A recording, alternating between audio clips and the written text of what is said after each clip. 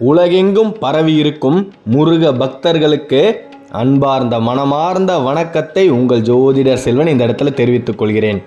வரக்கூடிய 11ஆம் தேதி ஏப்ரல் மாதம் மிகப்பெரிய ஒரு நாள்.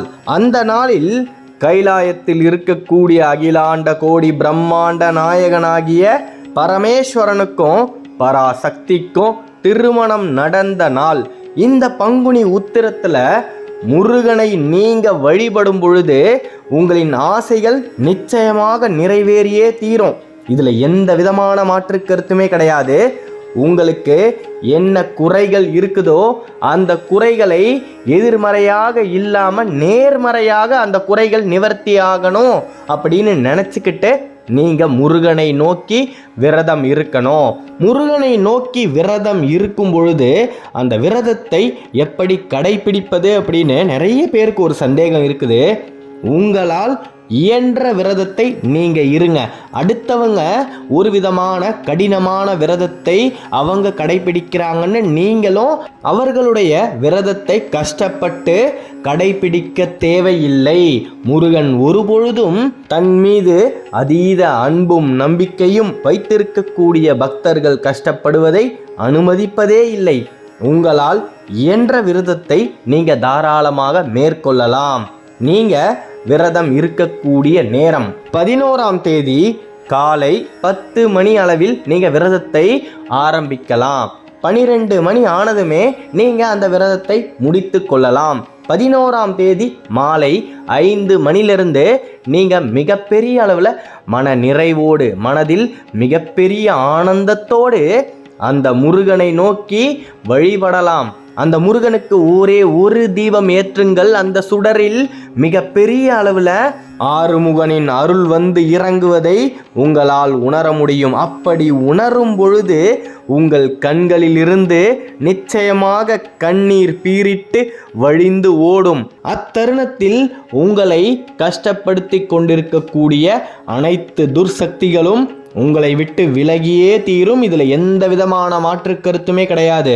நீங்கள் பங்குனி உத்திரத்தில் முருகனை மனதில் நினைக்கும் பொழுது இந்த ஒரு மந்திரத்தை 6 முறை திருப்பி திருப்பி சொல்லுங்க. சரவண பவ, ரவண பவச, வனப வசர, நபவ சரவ, பவச ரவண, வசர வனப. இந்த மந்திரத்தால் உங்களுக்கு இருக்கக்கூடிய அனைத்து கஷ்டங்களும் நிச்சயமாக தீர்ந்துவிடும். முருகனின் பரிபூரணமான அருளை உங்களால் மிக பெரிய அளவில் பெற முடியும்.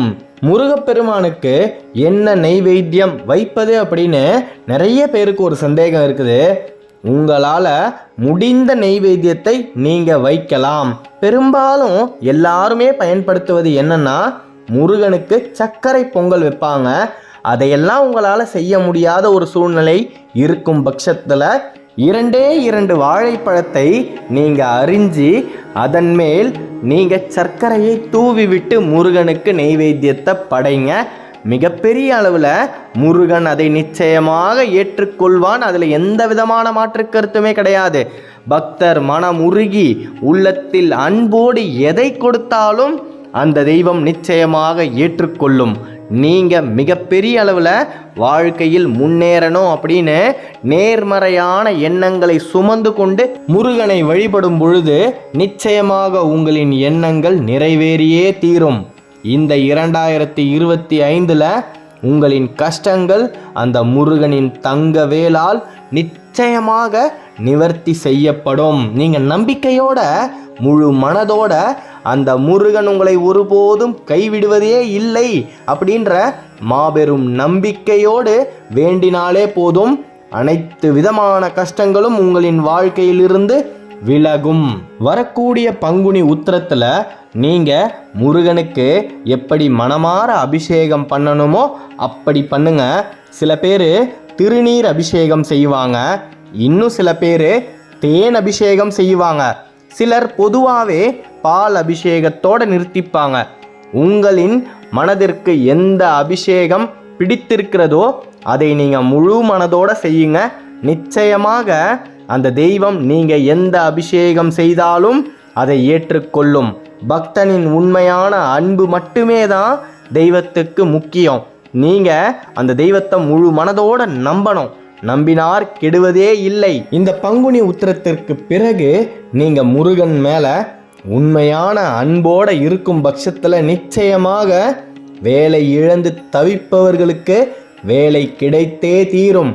குழந்தை இல்லாமல் உற்றார் உறவினர்கள் முன்னாடி நீங்கள் கடந்த காலத்தில் ரொம்ப தலகுனிஞ்சு வாழ்ந்து இருக்கலாம்.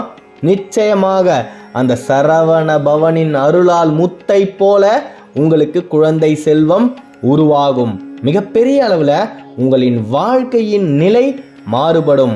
சொந்தமாக வீடு வாங்கணும் அப்படின்னு ரொம்ப நாளாக கனவு காண்டுகிட்டு இருக்கிறீங்க இல்லையா? உங்களின் கனவுகள் நிச்சயமாக பலித்தே தீரும். முருகன் உங்களோடு இருக்கும் பட்சத்தில் சாத்தியமில்லாத அனைத்து காரியங்களும் சாத்தியமாகும். உங்களால் அனைத்து விஷயங்களிலும் சாதிக்க முடியும். நீங்கள் செய்ய வேண்டியதெல்லாம் ஒன்று மட்டும்தான். உங்களுக்கு என்ன நடந்தாலும் அது முருகனின் அருளால் நடக்குது அப்படின்றத நீங்கள் புரிஞ்சிக்கணும். எவ்வித தீமையை நீங்கள் சந்தித்தாலும் அந்த தீமையிலிருந்து முருகனின் தங்கவேல் உங்களை நிச்சயமாக காத்தே தீரும் அப்படின்னு நீங்கள் நம்ப வேண்டும். நம்பியவர்கள் எல்லாருமே துரோகம் செஞ்சிட்டாங்க. இனி யாரை நம்புறதுனே உங்களுக்கு தெரியாத ஒரு நிலை. தனித்து நீங்கள் இருக்கிறீங்க. யாருமே உங்களுக்கு ஆதரவாகவும் இல்லை. அந்த நிலையில் நீங்கள் எடுக்கக்கூடிய முடிவுகள் மேலே உங்களுக்கு ஒரு சந்தேகம் வந்தால் இந்த வேல்மாறலை உச்சரித்து விட்டு நீங்கள் எந்த விஷயத்தில் வேணாலும் இறங்கலாம். தனித்து வழி நடக்கும் என திடத்து ஒரு வலத்து இரு புறத்து மறு கடத்திரவு பகுற்றுணையதாகும்.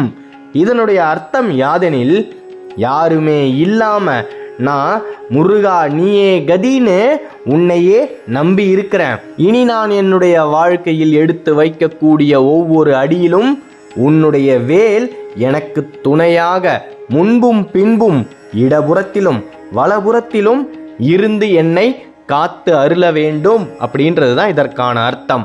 நிச்சயமாக உங்கள் கண் முன்னே இந்த பங்குனி உத்திரத்தன்று வேல் வந்து தோன்றும். நீங்கள் முருகனின் வேலை ஏதோ ஒரு ரூபத்தில் பார்த்தே தீருவீர்கள். அப்படி பார்க்கும் பொழுது உங்களின் கண்ணிலிருந்து கண்ணீர் பீரிட்டு வழிந்து ஓடும்.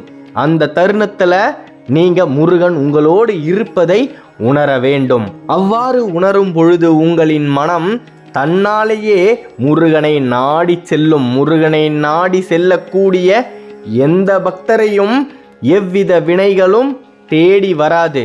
எப்பேற்பட்ட கிரக மாற்றங்களின் துர்பலன்களும் உங்களை அண்டவே அண்டாது. நம்பிக்கையோடு இருங்க.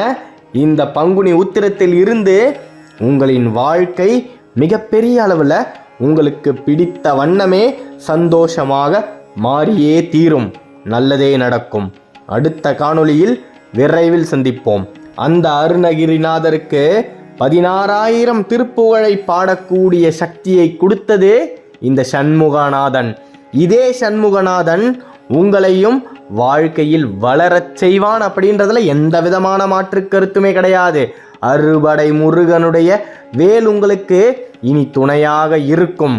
ராசி பலன்களை பற்றியும் ஆன்மீக தகவல்களை பற்றியும் நீங்கள் தொடர்ந்து தெரிஞ்சுக்கணும் அப்படின்னா இந்த சேனலை சப்ஸ்கிரைப் பண்ணிக்கோங்க. கருவாய் உயிராய் கதியாய் விதியாய் குருவாய் வருவாய் அருள்வாய் குகனே முருகா முருகா முருகா முருகா. ஓம் சரவணபவ, ஓம் சரவணபவ, ஓம் சரவணபவ. நன்றி.